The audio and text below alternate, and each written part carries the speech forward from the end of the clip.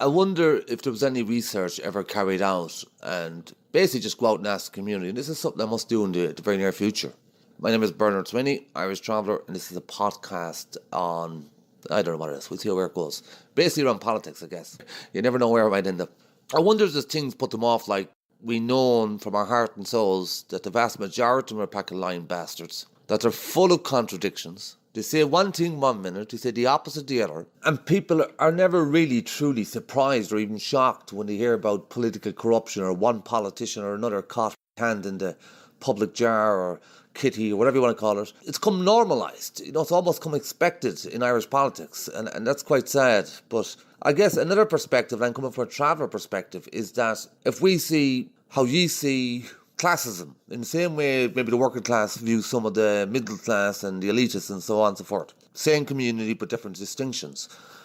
Another perspective, I guess, and coming from a personal one, this is not me representing the views, or there was no consensus or any voting polls or anything carried out.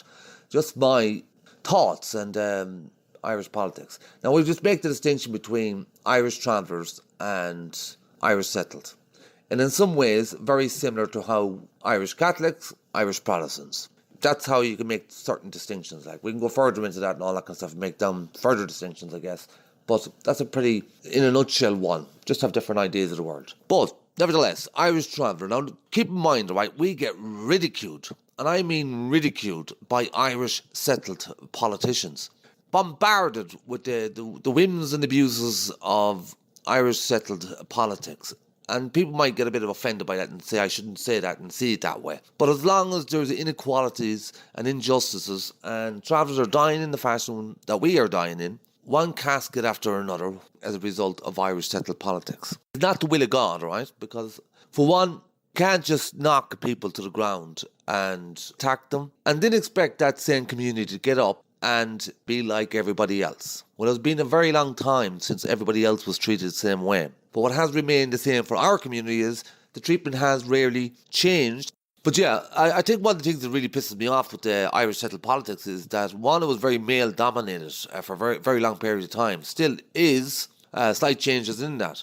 Now, I think a lot of people imagine at the time that if more women got involved, it would be better for politics and all that. It is. Every so often, people can be misguided in the Dáil or in local authorities. So, of course, there has to be a process. Look at how accommodation is provided, when it's provided, how it's provided, where it's provided, compared to where other people have their accommodation needs met. Money that has not been spent, and I'm taking this from Thomas McCann from a talk I had the other day with him. I had concerns about all evictions, boulders, barriers, court orders, legal administration, you name it, the amount of money, machinery, manpower, hours, time, ongoing for years all over the country, all that taxpayers' money in, moving travellers on, where all that money kind of gone in and provided suitable, livable, decent accommodation. Now the money, which I had just mentioned, I was brought to life. It was much the same thing. I wanted to know how much money overall had been spent, and where it was all going, where it was all coming from. And I've seen people get knocked down with cars. I've seen families in the worst living conditions, and it's just terrible because all these allegations have been about travellers, left, right and centre. If a traveller did something wrong in Cork, you'd be damn well sure that the effects would be felt in Donegal to the traveller community living there. And that's how we're bound from pillar to post. It's almost an impossible scenario to get out of. That money was unspent because it would have to be spent on Irish travellers. Every form of discrimination and racism has a knock-on effect. Now, can you imagine getting abused, and that can stick with you for every single day of your life? Taxpayers' money does not necessarily go back into came from. It goes elsewhere. As Thomas explained, if they were to send back X amount, they wouldn't get it the following year. So they spend some and don't spend other. But nevertheless, the money that's not spent by local authorities does not go back into the exchequer. It goes into house stocking, whatever that term they use. And he explained that the money that's not being spent for travellers goes into settled accommodation. How is that not a cruel, cruel act? That you're not valued, you're not recognised as a citizen and barely as a human being. To be living in such appalling conditions and not spend money that was allocated to provide a family accommodation. Instead, spent it on your own community. As Thomas said, when they talk about travellers not participating or not paying their own fair shares, well, Thomas is employed, as are many travellers employed. So it is his money. among other taxpayers.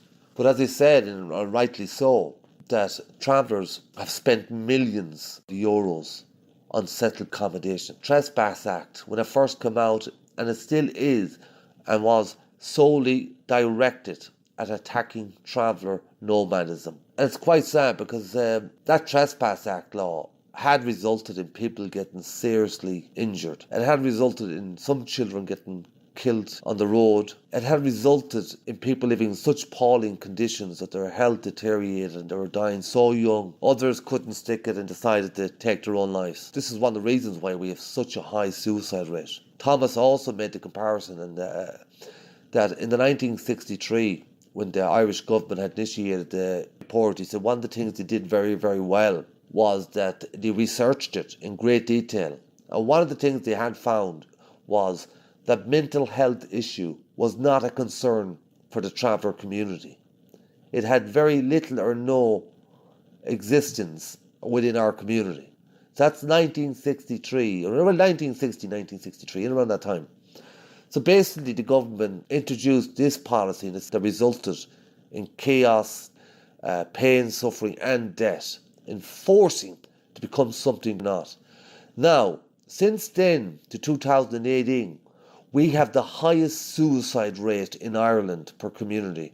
If they were set out to do good by us, why does a community in the early 60s with no mental health issues or concerns come to one of the most worrying environments, one of the most suicidal communities in Ireland? This is why we must rise up, because at this stage we've very, very little to lose. At least this way we have a say.